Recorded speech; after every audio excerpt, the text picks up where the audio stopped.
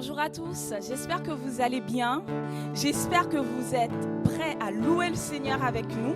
Je vous invite à vous mettre debout, si vous le pouvez bien sûr, là où vous êtes, dans la pièce où vous vous trouvez en ce moment. On va le louer, on va l'adorer, on va dire « Élève-toi Seigneur, élève-toi dans mon salon, élève-toi dans ma chambre, élève-toi dans ma vie, élève-toi dans la vie de ma famille, de mes enfants. Élève-toi Seigneur, alléluia. » Ce que nous désirons, c'est plus de toi Jésus. Nous désirons Seigneur une seule chose aujourd'hui. Alors que nous chantons, viens transformer nos vies. Nous désirons Seigneur une seule chose aujourd'hui. Alors que nous chantons, viens transformer nos vies. Élève-toi, élève. Dis-le encore. Élève-toi, élève-toi et viens dans ta gloire couronner nos louanges. Oui, viens, roi des rois, Dieu très saint, tout puissant, et viens dans ta gloire couronner nos louanges. Oui, viens, roi des rois, Dieu très saint, tout puissant. Oui, viens.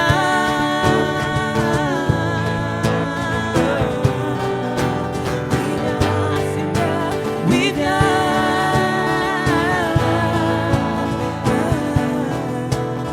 Nous désirons, Seigneur. Nous désirons, Seigneur, une seule chose aujourd'hui. Alors que nous chantons, viens transformer. Encore, nous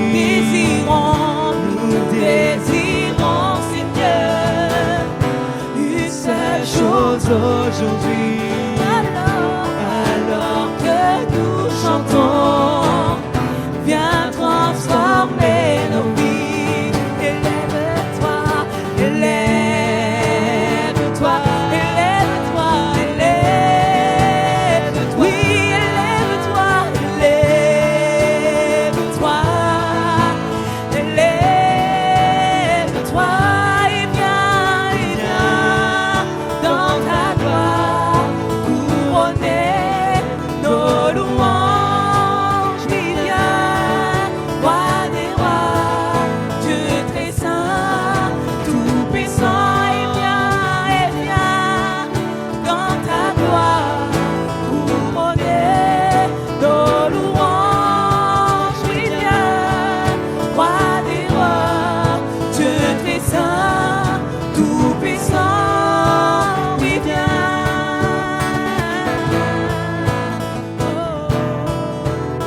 viens, Seigneur, oui, viens.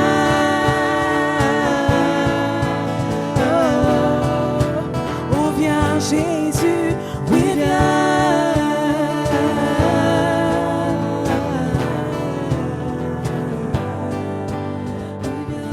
Alléluia, Seigneur Jésus. Viens, Seigneur. Viens couronner nos louanges. C'est vrai, Seigneur, nous avons raison de te louer. Nous avons raison de t'adorer, Seigneur. Viens couronner nos louanges, Seigneur. Viens bénir mes frères et sœurs là où ils sont ce matin. Seigneur, viens agréer, Seigneur Dieu, nos louanges encore ce matin. Alléluia, Seigneur Jésus. Et nous allons proclamer ce chant.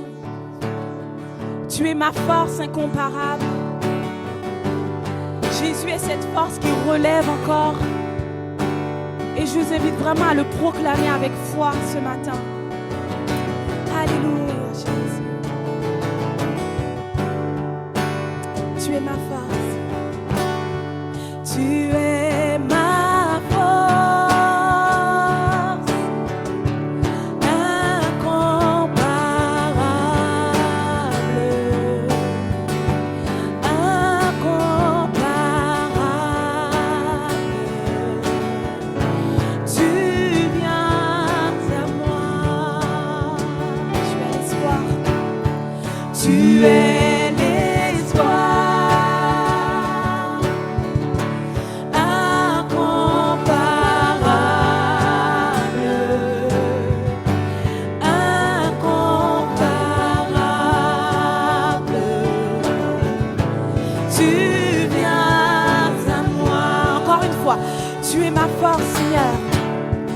Tu es ma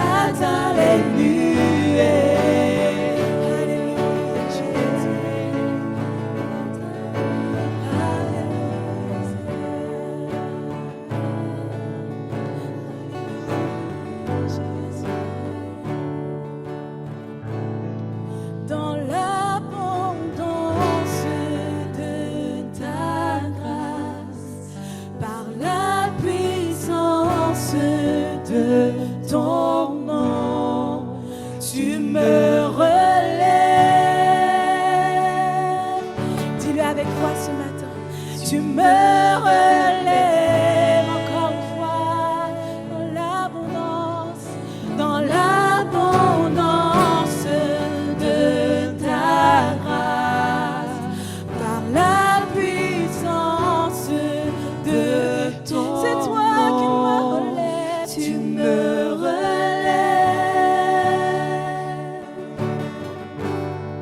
Tu me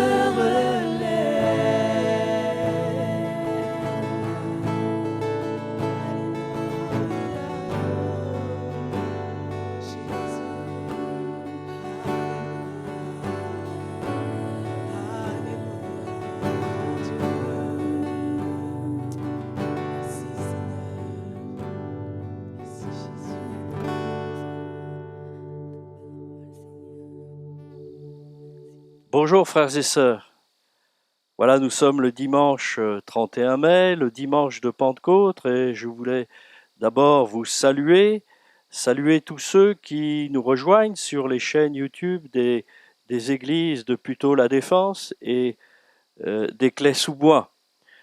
Je vous propose pour ce dimanche de lire un certain nombre de textes et ensuite nous pourrons nous entretenir de cette grande promesse du Saint-Esprit que Jésus a faite à ses disciples avant de monter au ciel, après sa résurrection.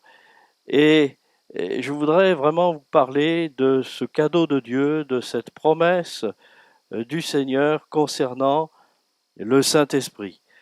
Voilà, je vous propose de lire d'abord dans Matthieu au chapitre 3, et au verset 11, c'est Jean-Baptiste qui parle et qui dit ceci: « Moi, je vous baptise d'eau pour vous amener à la repentance. Mais celui qui vient après moi est plus puissant que moi, et je ne suis pas digne de porter ses souliers. Lui, il vous baptisera du Saint-Esprit et de feu. » Dans l'Évangile de Marc, au chapitre 16 et au verset 16, nous avons les paroles de Jésus. Puis il leur dit: « Allez par tout le monde et prêchez la bonne nouvelle à toute la création. Celui qui croira et qui sera baptisé sera sauvé, mais celui qui ne croira pas sera condamné. Voici les miracles qui accompagneront ceux qui auront cru. En mon nom, ils chasseront les démons, ils parleront de nouvelles langues, ils saisiront des serpents. S'ils boivent quelque breuvage mortel, il ne leur fera point de mal. Ils imposeront les mains aux malades, et les malades seront guéris. » Dans le livre des Actes, au chapitre 1, au verset 8, il est question également des paroles de Jésus: « Mais vous recevrez une puissance, le Saint-Esprit survenant sur vous, et vous serez mes témoins à Jérusalem, dans toute la Judée, dans la Samarie et jusqu'aux extrémités de la terre. » Et puis, nous avons le récit dit de la Pentecôte dans Actes au chapitre 2 et au verset 1. Le jour de la Pentecôte, ils étaient tous ensemble dans le même lieu. Tout à coup, il vint du ciel un bruit comme celui d'un vent impétueux, et il remplit toute la maison où ils étaient assis. Des langues semblables à des langues de feu leur apparurent, séparées les unes des autres, et se posèrent sur chacun d'eux. Et ils furent tous remplis du Saint-Esprit, et se mirent à parler en d'autres langues, selon que l'Esprit leur donnait de s'exprimer. Je voudrais lire encore deux textes, un dans Actes au chapitre 3 et au verset 3, et un autre dans Actes au chapitre 28 et au verset 3. C'est en quelque sorte quelques exemples de la conséquence de la Pentecôte, de la conséquence de la réception du Saint-Esprit. Dans Actes au chapitre 3, verset 3, il est question d'un homme qui est infirme et qui est à la porte du temple. Et il nous est dit ceci: cet homme, voyant Pierre et Jean qui allaient entrer dans le temple, leur demanda l'aumône. Pierre, de même que Jean, fixa les yeux sur lui et dit « Regarde-nous ». Et il les regardait attentivement, s'attendant à recevoir d'eux quelque chose. Alors Pierre lui dit « Je n'ai ni argent ni or, mais ce que j'ai, je te le donne. Au nom de Jésus-Christ de Nazareth, lève-toi et marche. » Et le prenant par la main droite, il le fit lever. Au même instant, ses pieds et ses chevilles devinrent fermes. D'un saut, il fut debout, et il se mit à marcher. Il entra avec eux dans le temple, marchant, sautant et louant Dieu. Nous avons également un exemple de puissance, de miracle dans Actes au chapitre 28 au verset 3. C'est Paul qui est rescapé d'un naufrage. Et il nous est dit, Paul ayant ramassé un tas de broussailles et l'ayant mis au feu, une vipère en sortit par l'effet de la chaleur et s'attacha à sa main. Quand les gens virent l'animal suspendu à sa main, ils se dirent les uns aux autres, « Assurément, cet homme est un meurtrier, puisque la justice n'a pas voulu le laisser vivre après qu'il a été sauvé de la mer. » Paul secoua l'animal dans le feu et ne ressentit aucun mal. Ces gens s'attendaient à le voir enfler ou tomber mort subitement. Mais après avoir longtemps attendu, voyant qu'il ne lui arrivait aucun mal, ils changèrent d'avis et dirent que c'était un Dieu. Ces gens ont reconnu dans cet événement une puissance qui était extérieure à eux, et ils ont dit, voilà, Paul, c'est un Dieu. Paul n'était pas un Dieu, mais il y avait sur lui, il y avait en lui la puissance du Saint-Esprit selon ce que Jésus avait annoncé. Je n'ai pris que quelques textes qui parlent d'eux-mêmes et qui sont éloquents. Le Saint-Esprit que Jésus avait promis à ses disciples pour qu'ils puissent accomplir la grande mission de l'Évangile, ce Saint-Esprit est descendu.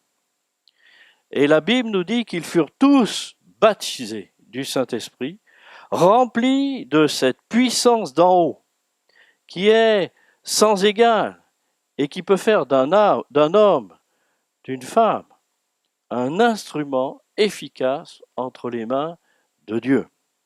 Les prophètes avaient annoncé une effusion du Saint-Esprit sur toute chair. Nous en avons la trace dans le livre de Joël, du prophète Joël. Après la mort et la résurrection de Jésus à Jérusalem, alors qu'ils étaient assemblés en prière, le feu du ciel est descendu et les a en quelque sorte embrasés pour la mission, embrasés pour Christ, embrasés pour l'Évangile. Cet événement était nécessaire, indispensable pour que l'action de Dieu, la puissance de Dieu, puisse avoir une efficacité au travers d'hommes et de femmes qui, à l'origine, n'avaient aucune puissance. Je voudrais vous rappeler ce matin que nous avons besoin de beaucoup de choses, mais nous avons surtout besoin d'une puissance qui ne consiste pas en l'or ou l'argent, ou bien encore en le pouvoir ici-bas. Non, nous avons besoin de ce que Jésus a promis. Nous avons besoin de l'Esprit de Dieu. Nous avons besoin de l'Esprit de Dieu, nous avons besoin de l'Esprit de vérité. Il n'y a qu'un seul Esprit, dit la Bible. Et cet Esprit, ce n'est pas une chose, ce n'est pas une énergie qui serait renouvelable. Non, c'est une puissance, mais c'est une personne. Le Saint-Esprit est Dieu. Le Saint-Esprit, fait partie de la divinité au même titre que le Père et le Fils. Jésus a demandé à ses disciples de baptiser d'eau. Et c'est ce que nous faisons quand des personnes disent, voilà, je crois que Jésus-Christ a pardonné mes péchés, je me suis repenti, j'ai demandé pardon au Seigneur, je veux le suivre, toute ma vie, je veux lui donner toute ma vie, et je compte sur sa grâce pour persévérer dans ses commandements, dans ce qu'il nous a donné. Alors nous les baptisons au nom du Père, du Fils et du Saint-Esprit, selon l'ordre de Jésus. Et il y a le Père, il y a le Fils et il y a le Saint-Esprit. Le Père a tant aimé le monde qu'il a donné Jésus. Jésus-Christ est venu selon la volonté du Père pour pardonner nos péchés. Et puis, Jésus nous a promis le Saint-Esprit et le Saint-Esprit est venu à la Pentecôte. Jésus a dit à ses disciples, « Je ne vous laisserai pas orphelins, je viendrai vers vous. » Christ est parti, il a été enlevé au ciel. Mais Jésus a dit à ses disciples, « Je ne vous laisserai pas seuls, je viendrai vers vous. Encore un peu de temps et le monde ne me verra plus, mais vous me verrez, car je vis et vous vivrez aussi. En ce jour-là, vous connaîtrez que je suis en mon Père, que vous êtes en moi et que je suis en vous. Celui qui a mes commandements et qui les garde, c'est celui qui m'aime. Et celui qui m'aime sera aimé de mon Père. Je l'aimerai et je me ferai connaître à lui. » Ces paroles sont extraordinaires. Ce que le Seigneur Jésus-Christ veut, c'est que nous soyons en lui, que nous reconnaissions qu'il est dans le Père et que nous sommes en lui. Et nous voulons être en lui et qu'il soit en nous. Et c'est pour cela, ce matin, qu'avec assurance, nous pouvons dire, le Seigneur est avec nous, il est ici. Et il est important de réaliser également que nous sommes dans le Seigneur et que le Seigneur est en nous. Alors, il y a des personnes qui sont appelées les pentecôtistes. Certains pensent que le Saint-Esprit fait partie d'une doctrine que l'on appelle le pentecôtisme. Les pentecôtistes seraient des gens qui auraient une sensibilité théologique particulière pour cet aspect de la révélation.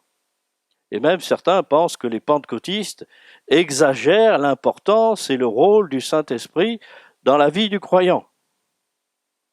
Alors je crois qu'on peut penser ce que l'on veut tant qu'on n'a pas fait l'expérience décisive du baptême du Saint-Esprit. Mais lorsqu'on a reçu le baptême d'en haut, alors on ne peut plus penser comme cela. Les pentecôtistes, ce sont tout simplement les chrétiens qui ont reçu le Saint-Esprit tel que cela a été vécu dès l'origine par les apôtres, les disciples et aussi tous ceux que le Seigneur a remplis depuis, parce que la puissance du Seigneur, la puissance du Saint-Esprit n'a pas changé. Je crois que tout a été rendu possible par le Saint-Esprit. Nous n'avons pas le temps ce matin de tout citer et de tout étudier, mais je voudrais vous dire ceci. La personne du Saint-Esprit est merveilleuse. C'est l'agent de Dieu, c'est celui qui agit, c'est celui qui fait. Sans lui, la création n'aurait pas pu avoir lieu. Le Saint-Esprit était présent et agissant lors de la création. Il n'y aurait pas non plus l'homme sur la terre, car c'est par son souffle que Dieu a donné vie à l'homme. Esprit signifie souffle, c'est l'Esprit de Dieu. Il n'y aurait pas de Bible sans l'Esprit de Dieu, puisqu'il nous est dit que c'est poussé par le Saint-Esprit que des hommes ont écrit de la part de Dieu. Sans le Saint-Esprit, nous ne pourrions pas avoir la foi. Nous ne pourrions pas être sauvés, puisque c'est le Saint-Esprit qui convainc l'homme de péché, de justice et de jugement. Autrement dit, il n'y aurait personne qui pourrait placer sa confiance en Dieu, personne qui pourrait naître de nouveau, personne qui ne pourrait véritablement glorifier le Seigneur. Il n'y aurait donc aucun chrétien véritable sans le Saint-Esprit. la sanctification du chrétien, c'est-à-dire sa séparation d'avec le monde, eh bien, serait impossible. Et bien sûr, il n'y aurait aucun miracle. Il est évident que l'œuvre du Saint-Esprit est immense et que tout chrétien doit étudier et connaître ce que le Seigneur a promis et ce que Dieu fait par son Esprit, ce qu'il fait encore aujourd'hui et ce qu'il fera demain. La promesse du Saint-Esprit est pour aujourd'hui. Je voudrais aussi vous laisser quelque chose ce matin, c'est ceci. Le Saint-Esprit n'est pas seulement pour autrefois, il n'est pas seulement pour demain, pour un réveil peut-être, spirituel, mais il est pour aujourd'hui. Le baptême du Saint-Esprit est tellement important pour tout croyant que Jean-Baptiste, cet immense prophète, l'a annoncé en même temps qu'il annonçait Jésus, l'agneau de Dieu. Jean-Baptiste avait déjà tout tracé. Il disait aux gens de sa génération, « Repentez-vous !»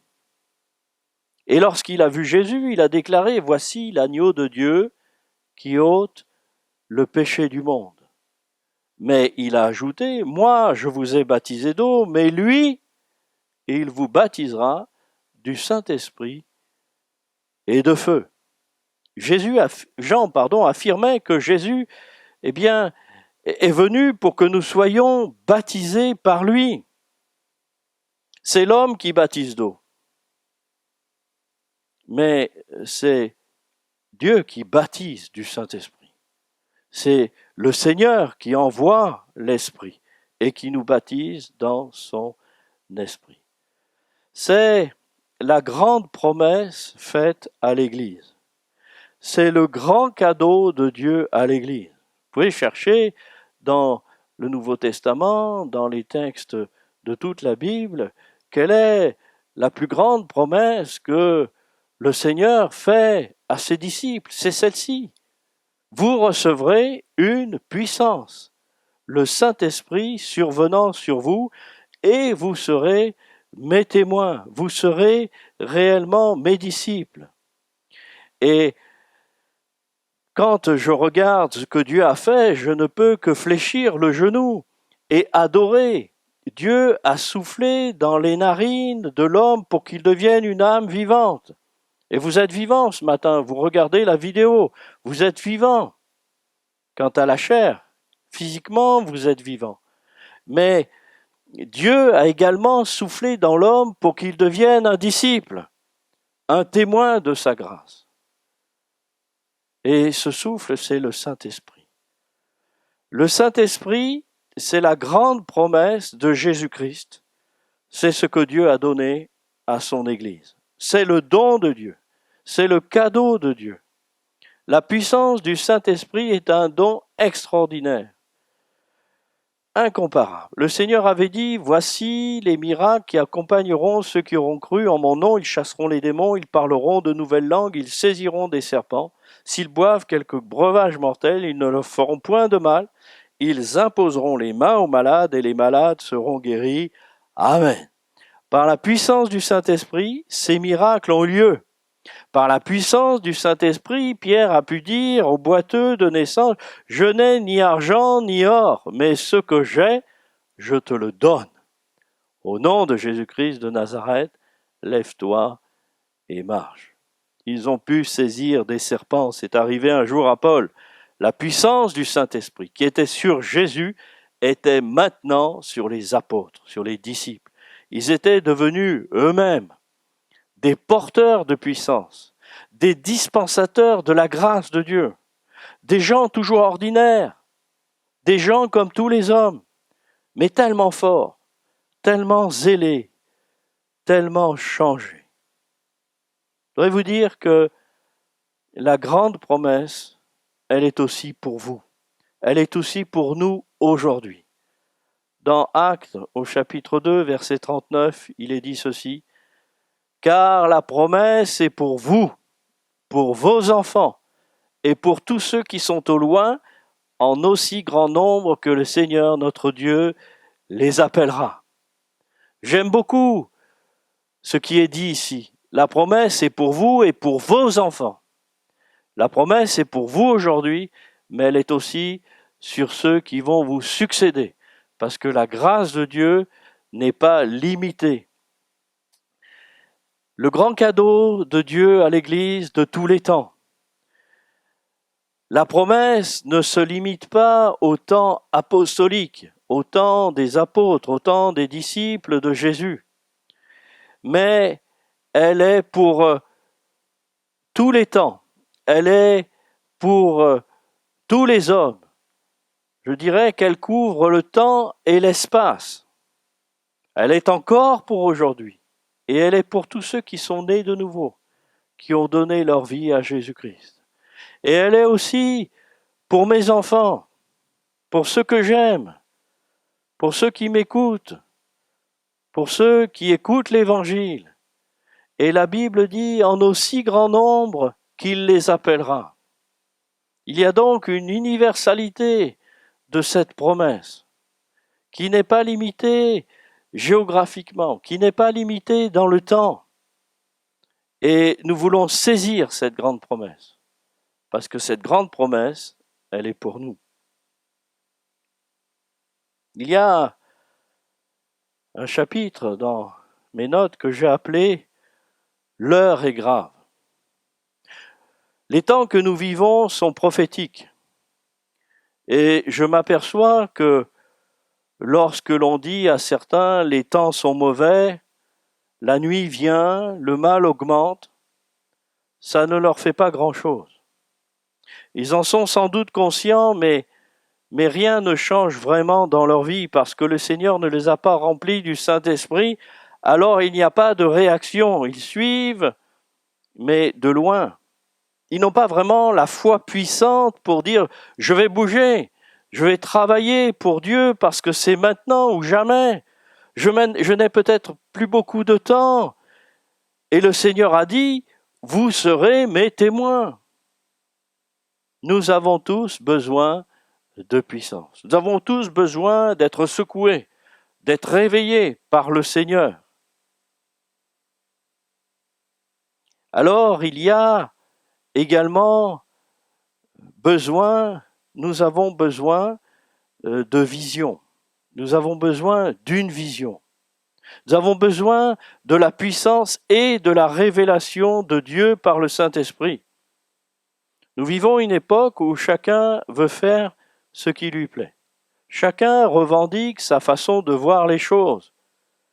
Mais est-ce que ma façon de voir, ma vision, est celle de Dieu ? Je crois que Dieu veut donner à tous la même vision, la même révélation, pour que nous puissions travailler ensemble, en communion, avec le même zèle pour le Maître, à savoir Jésus-Christ, qui est mort pour nos péchés, ressuscité, et qui nous a fait la promesse du baptême du Saint-Esprit. C'est pour cela que Dieu veut donner à son Église les dons spirituels. Et lorsque j'ai été baptisé du Saint-Esprit, alors Dieu peut non seulement me révéler des choses, mais les donner à l'Église pour l'édification du corps de Christ. Frères et sœurs, je crois que nous vivons des temps durs, des temps difficiles spirituellement. L'obscurité spirituelle est là. Mais l'Écriture nous montre que c'est lorsque le péché abonde que la grâce surabonde. Il y a pour le monde de grands jugements qui commencent, mais il y a aussi pour le monde une grande bénédiction. Le salut en Jésus. La prédication de l'Évangile gagne du terrain. Et je remercie Dieu pour les technologies qui nous permettent d'annoncer Jésus-Christ d'une manière universelle, par les réseaux sociaux. Le salut en Jésus-Christ, la prédication de l'Évangile gagne du terrain. Dans plusieurs pays, les chrétiens de Pentecôte sont de plus en plus nombreux. La bonne nouvelle de l'Évangile touche au cœur des milliers et des milliers de gens. Est-ce que nous voulons être des proclamateurs de l'Évangile, des proclamateurs remplis du Saint-Esprit? Est-ce que nous voulons être de ceux qui disent haut et fort, malgré la pression, malgré les moqueries, il n'y a de salut en aucun autre, car il n'y a sous le ciel aucun autre nom qui ait été donné parmi les hommes par lequel nous devions être sauvés, à savoir Jésus-Christ. Je crois de tout mon cœur à l'effusion du Saint-Esprit annoncée par le prophète Joël. Je crois aux grandes vagues de l'Esprit. Je crois qu'il y a des temps où Dieu visite, où Dieu baptise du Saint-Esprit. Est-ce que nous voulons être prêts, nous les croyants, nous qui avons connu le Seigneur, est-ce que nous voulons être prêts pour que cette vague du Saint-Esprit nous porte? Vous savez qu'une vague, cela peut être terrible. Nous avons eu, il n'y a encore pas très très longtemps, dans notre histoire récente, les raz-de-marée, les tsunamis.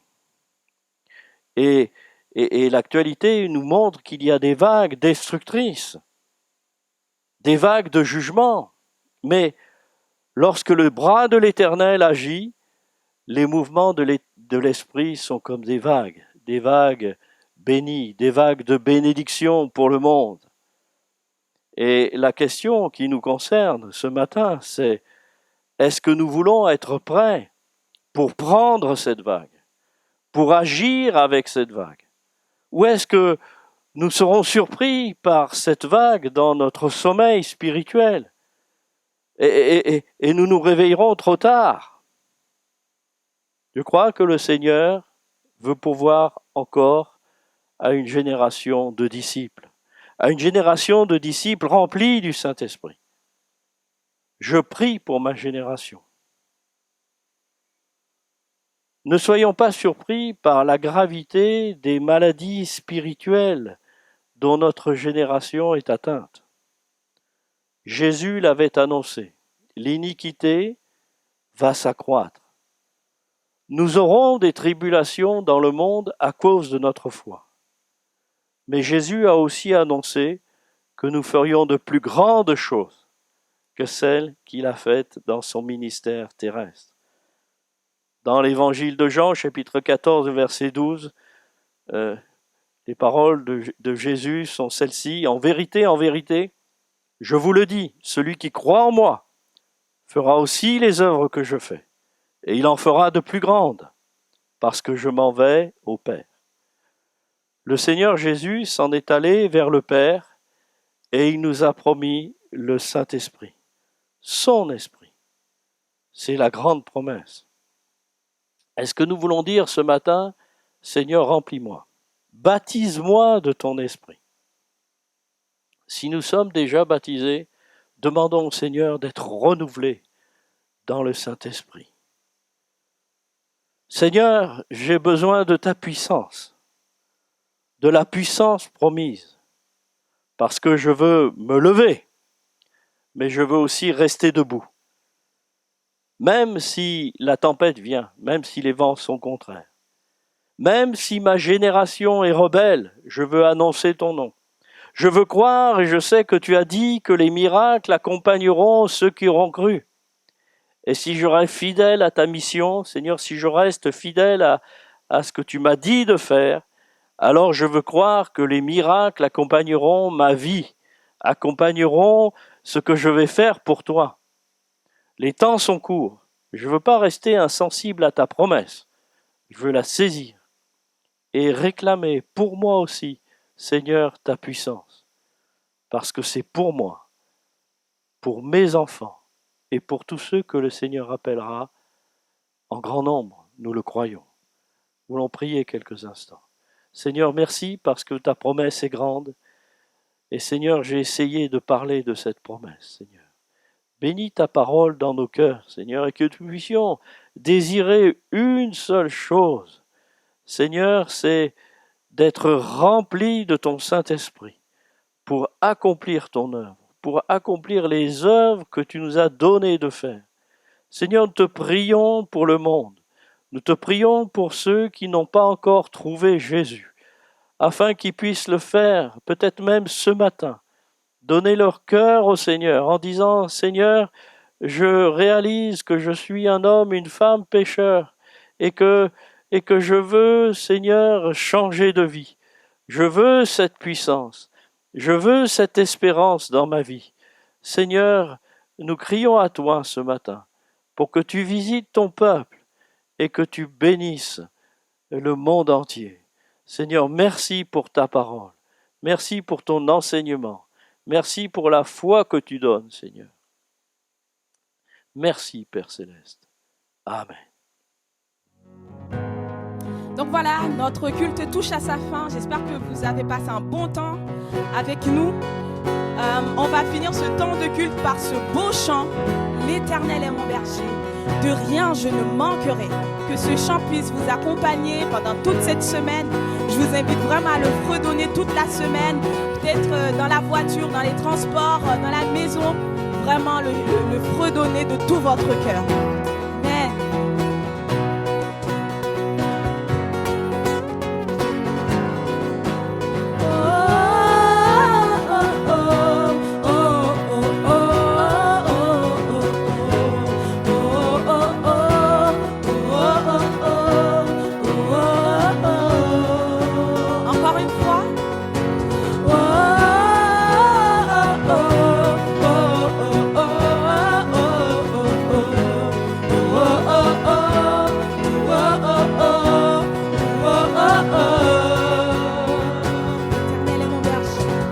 L'Éternel est mon berger, de rien je ne manquerai.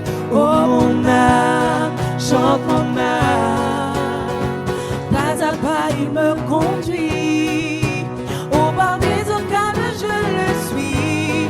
Oh mon âme, chante mon âme, oui toujours le bonheur et la grâce m'accompagneront. Sa présence, tellement de joie, tellement de joie. Et tant qu'il se trouve auprès de moi, aucun mal, mon âme, tu ne craindras. Et dans son temps, je reviendrai, ici. Et si je traverse encore la vallée de l'ombre de la mort, oh mon âme, chante mon âme, puisqu'il m'aime le premier, non rien ne pourra me séparer de son amour, de son amour. Oui, toujours le bonheur et la grâce m'accompagneront devant sa face, dans sa présence, tellement de joie, tellement de joie. Et tant qu'il se trouve auprès de moi, aucun mal, mon âme, tu ne craindras. Et dans son temps, je reviendrai, Yahweh,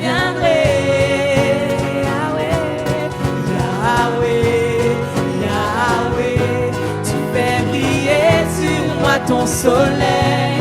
Yahweh, Yahweh, ta lumière chasse au loin les ténèbres. Yahweh, Yahweh, ta parole éclaire mon sentier. Yahweh, Yahweh, Yahweh. Bientôt il viendra me chercher et dans sa maison j'habiterai. Oh mon âme, chante mon âme, sans cesse jusqu'à son retour.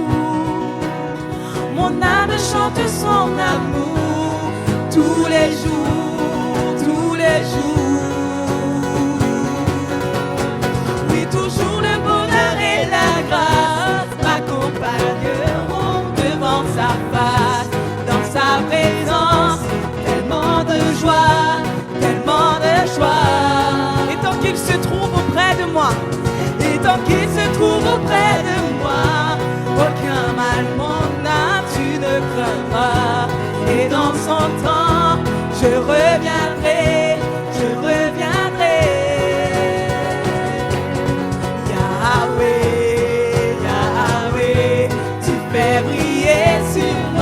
soleil. Yahweh, Yahweh, ta lumière chasse au loin les ténèbres. Yahweh, Yahweh, ta parole éclaire mon sentier. Yahweh, Yahweh, Yahweh, Yahweh, Yahweh, tu fais briller sur moi ton soleil. Yahweh, Yahweh, ta lumière chasse au loin les ténèbres. Yahweh, Yahweh, ta parole éclaire mon sentier. Yahweh, Yahweh, Yahweh.